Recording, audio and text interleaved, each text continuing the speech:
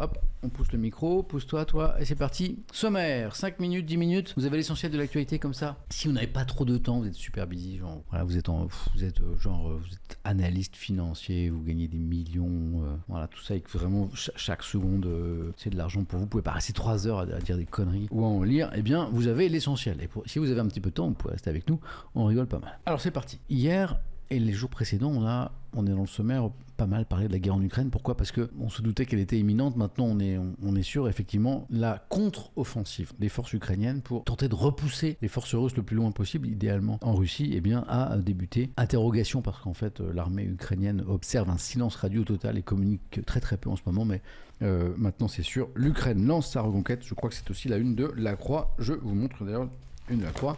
Kiev cherche la brèche, et ça renvoie à un article qu'on a lu hier. Donc les forces ukrainiennes préparent depuis un moment cette contre-offensive, et les forces russes, elles, eh bien, ont profité de ces mois pour construire une ligne de défense, sinon infranchissable, en tout cas super dure à franchir, parfois en 6 lignes différentes.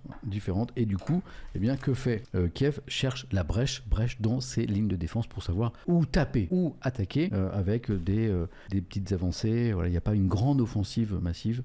Actuellement, on se dit que l'armée ukrainienne est en train de chercher les points faibles dans les lignes de défense russes. Donc on lira ça dans le Parisien. Ça n'est pas tout, le Parisien, assez complet ce matin sur pas mal d'actualités, nous parle aussi de la 17e motion de censure, voilà, contre le gouvernement d'Elisabeth Borne, contre la Première ministre. C'est un record dans l'histoire de la Ve République. Alix Bouyguet, notre spécialiste politique, ce matin sur France Info, nous disait que le record précédent était de 7 motions de censure, je crois, contre un même gouvernement. On en est à la 17e. Et combien de motions de censure sont parvenues à l'objectif, au but qui est de renverser le gouvernement et la Première ministre? Eh bien, 0. Voilà. 17. Elisabeth Borne échappe une fois de plus à la censure. On lira cet article du Parisien. Voilà le fameux HHC. Il est là, sur la page de gauche. Le HHC, qui est donc un dérivé du cannabis, désormais interdit. C'est le ministre de la Santé, François Braun, qui a annoncé que l'hexahydrocannabinol, donc le HC, sera interdit à la vente et à la consommation à compter de, pas demain, pas après-demain, pas dans une semaine, mais aujourd'hui. Il vient d'être classé comme stupéfiant par les autorités sanitaires françaises. Qu'est-ce que c'est le HHC ? Pourquoi jusqu'ici c'était autorisé ? Enfin, une espèce de flou, de trou juridique. Pourquoi maintenant c'est interdit ? J'en ai d'ailleurs parlé ce matin avec un addictologue, voilà, un psychiatre spécialiste des addictions. Voilà. Donc on lira ça, puis manifestement certains connaissent un peu le sujet. Kinema Live écrit dans le chat à l'instant, pour info, c'est réellement un psychotrope, mais tout de même moins puissant que le THC, environ 2 fois moins. Voilà, on lira ça. Ça c'est dans le Parisien, on lira un petit horoscope aussi. Voici la une de La Croix que je vous montrais, donc sur Kiev, les forces ukrainiennes qui cherchent la brèche dans les défenses russes. On ne lira pas que l'Ukraine dans La Croix, on lira ça aussi. La semaine de 4 jours. Aïe. Est-ce qu'il faut passer ? Est-ce que vous devez passer, ce que je dois passer à la semaine de 4 jours, la semaine de 4 jours de travail, c'est-à-dire comprenez à la place de 5, c'est bien, c'est pas bien, pourquoi, comment, 2 pages assez complètes, je trouve, assez claires dans La Croix à ce propos. Vous êtes plutôt pour, je vois du oui, je vois du totalement pour la semaine de 4 jours, je vois franchement, moi j'en rêve. On continue, on lira ce truc sur la semaine de 4 jours, vous me direz ce que vous en pensez, manifestement ça vous inspire un petit peu. Berlusconi, grâce à vous, ok Bruno, il n'est pas streamer à temps plein, mais ça explique encore plus pourquoi tu travailles 7 jours sur 7, du coup je comprends bien. Ok, bienvenue dans le club. Hier on a appris, grâce à l'un des viewers dans le chat, eh bien, la mort de Berlusconi en direct. On a pu réagir tout de suite, on est allé voir des articles sur la disparition de l'ancien président du Conseil italien, puis ancien milliardaire et ancien habitué des affaires et des palais de justice également, et Libération. C'est intéressant d'ailleurs, je ne m'attendais pas à ce que Libération consacre sa première page, et regardez, 1 page, 2 pages, 3 pages, 4 pages, 5 pages. Ah, les soirées bunga, formidable, bravo. 6 pages consacrées à Berlusconi, comment il s'est fait, politiquement, dans les affaires, les affaires justement, les affaires, celles qui étaient susceptibles de poursuites judiciaires, comme l'affaire du bunga, c'est comme ça, c'est ça. Je suis pas un expert sur ce sujet. Les soirées Bunga Bunga, c'est ça. Donc on lira ça, un petit résumé de la vie et de l'œuvre de Berlusconi. Quelqu'un que vous aimez bien dans le chat, je le vois, parce que Blacky Nounours nous donne de tout ça pour une ordure. J'ai un fumier du côté de THMZ. Je sens beaucoup de chaleur humaine en direction de monsieur Berlusconi. Je vous montre l'humanité avec ce dossier. Voilà, vachement intéressant. C'est le projet de réforme d'Éric Dupond-Moretti, qui est le garde des Sceaux, pour ceux qui l'ignorent, qui est examiné aujourd'hui par le Sénat. Vincent Gnorret, vice-bâtonnier du barreau de Paris, revient sur l'article 3 qu'il juge délétère et scélérat. Qu'est-ce que c'est cet article 3 de ce projet de loi qui arrive au Sénat? Eh bien, c'est un article qui permet, écoutez bien, ça va vous intéresser, je pense, d'activer le déclenchement à distance des micros et des caméras de téléphone, ordinateur et autres appareils connectés à l'insu des personnes visées. Voilà. Donc c'est un projet de loi pour autoriser ça dans le cadre d'une enquête, c'est bien d'activer les téléphones portables, les tablettes, micros, donc son, image, les ordinateurs, voilà, tout ce qui est connecté. Voilà. Bon, je suppose les trucs qui parlent là.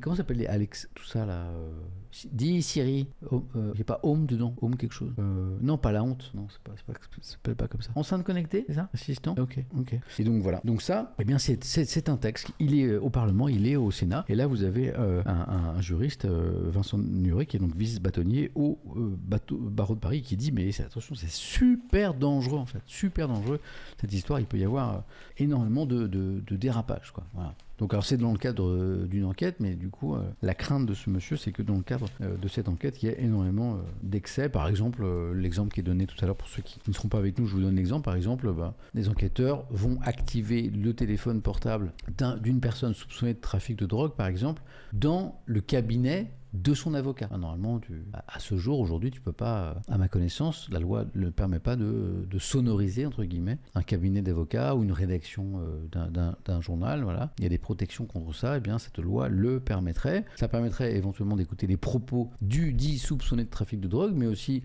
les propos de son avocat et les propos de n'importe qui passerait dans cette pièce, éventuellement d'autres avocats sur d'autres affaires, quoi. Donc là, la personne dit oula, où est-ce qu'on va? Ça part peut-être d'une bonne idée, d'une bonne intention, mais le risque de dérapage est énorme, quoi. Voilà. Donc on en parlera tout à l'heure, et puis on parlera de ça aussi. Et puis, vous me direz ce que vous en pensez, parce que le feuilleton est assez hallucinant. Voilà. L'équipe nous raconte la grosse colère des dirigeants du PSG quand ils ont reçu la lettre de Kylian Mbappé qui leur a dit « Bon, je sais que j'avais une option pour une année supplémentaire, mais on va pas faire ça plus tôt. Hein. Donc, je vais pas rester en 2025 avec vous, je vais rester jusqu'en 2024 max. Le problème, c'est que si Mbappé va au terme de son contrat 2024 et s'en va, eh bien, le club ne peut pas le transférer. Il n'y a pas de transfert, il ne peut pas le vendre, quoi. Donc c'est opération 0 €. Et ça va pas du tout au PSG. Donc du coup, ils sont en train de se demander s'ils vont pas le mettre sur la liste des transferts là, cet été. Voilà. Ah, il a démenti, me dit Blacky Nounours. Ah, il a démenti, oui, j'ai vu ça. C'est mon ordinateur qui a... Il a démenti, mais certains se demandent si il n'utilise pas cette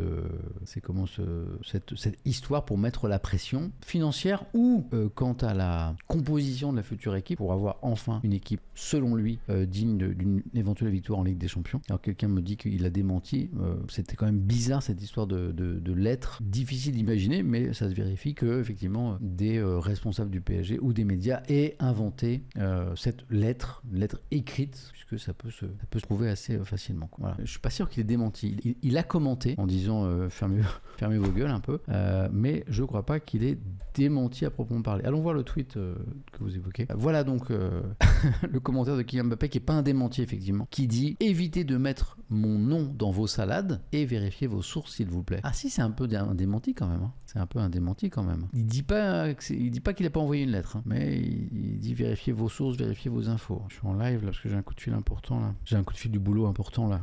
On vient de faire le sommaire. Vous m'autorisez à... Comment ça date? Ah mais c'est une autre histoire, vous avez raison, c'est une autre histoire. C'est quand? C'est 11 mai. Ah, c'est autre chose, vous avez rien à voir. Donc il a pas démenti du tout alors. Vous m'autorisez à prendre ce coup de fil? Ok, bah, comme vous êtes super gentil, je vous mets de la musique.